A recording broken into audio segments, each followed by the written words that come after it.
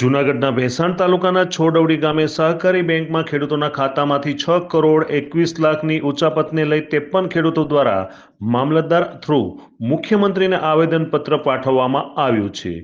જૂનાગઢ જિલ્લાના ભેસાણ તાલુકાના છોડવડી, વાંદરવડ, ધારીગુંદાળી સહિત 3 ગામમાં ખેડૂતોને ધિરાણ આપતી સહકારી બેંકમાંથી 10 મહિના પહેલા ખેડૂતોના ખાતામાંથી પ્રમુખ અને મંત્રી દ્વારા 14 કરોડથી પણ વધારેની ઉચાપત કરવામાં આવી હતી, જેમાં પોલીસ કેસ પણ કરવામાં આવ્યો હતો અને પોલીસ દ્વારા આરોપીને પકડી પાડવામાં આવ્યા હતા। હાલ આરોપીઓ જામીન પર છૂટી ગયા છે। આ સેવા સહકારી બેંકમાં મોટા પાયે કૌભાંડ આચરવામાં આવ્યું હતું, જેમાં છોડવડી ગામની સહકારી મંડળી બેંકમાં 70થી 80 ખેડૂત સભાસદોના ખાતામાંથી 5 થી 50 લાખ સુધીની રકમ ગેરકાયદેસર રીતે ઉપાડી ઉચાપત કરી હતી, જેમાં બેંક તરફથી ગામના 2 સભાસદોને રૂપિયાની ભરપાઈ કરવા નોટિસ આપવામાં આવી હતી। 2 સભાસદોને ટેન્શન આવતા હૃદય બેસી જવાથી હાર્ટ એટેક આવી જતા મૃત્યુ પામ્યા હતા એવું સ્થાનિકોએ જણાવ્યું હતું। ત્યારે ઘણા બધા ખેડૂત સભાસદો ખૂબ જ ડિપ્રેશનમાં છે।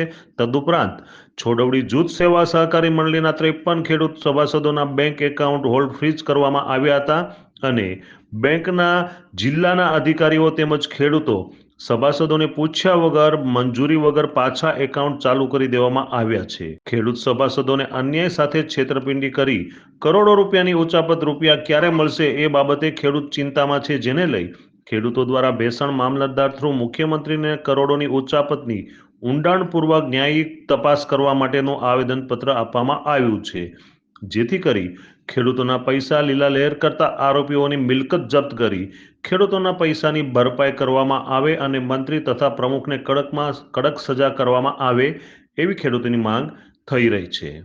જૂનાગઢ જિલ્લો છે અને ભેસાણ તાલુકો એટલે છોડવડી ગામ। આ સહકારી મંડળી હોય છે અને ખેડૂતોના ખાતામાં હોય છે ને આમાંથી ધિરાણ ઉપાડતા હોય એટલે 11 મહિના જેવું ખાસ થવા આવ્યું છે। તો આ ઉચાપત ખાસ થઈ છે ખેડૂતોના ખાતામાં અને ખેડૂતો બધા જ મામલતદાર કચેરીએ દોડી આવ્યા છે।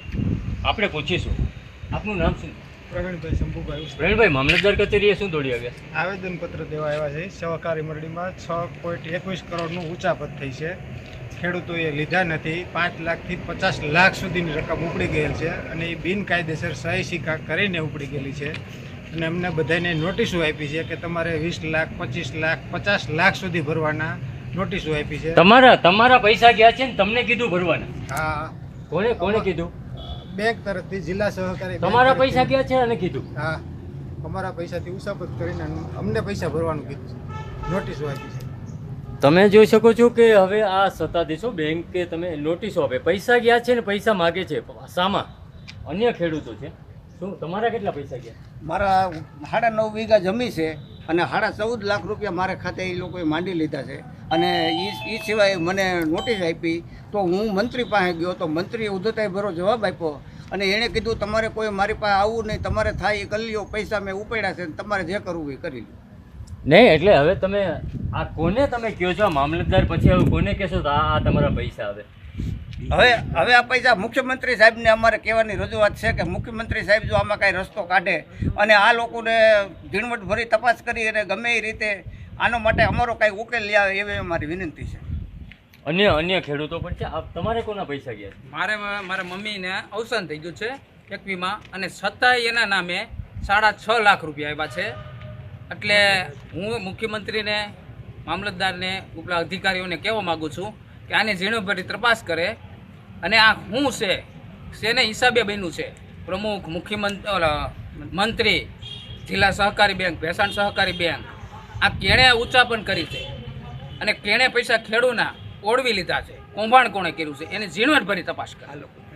તમે જોઈ શકો છો કે આ કૌભાંડ છોડવડીમાં 6 કરોડ અને 21 લાખ અને અન્ય પણ બીજા 15-17 ખેડૂતો છે એમાં પણ આ ઉચાપત થઈ હોય એટલે આરોપીને તો પકડી લીધેલા છે 1 વર્ષ પહેલાં, હવે અત્યારે બહાર છે અને બધા જ ખેડૂતો તમે જોઈ શકો છો કે આ કોઈના પણ પૈસા આવેલા નથી। 6.25 કરોડથી ઉપરની રકમ।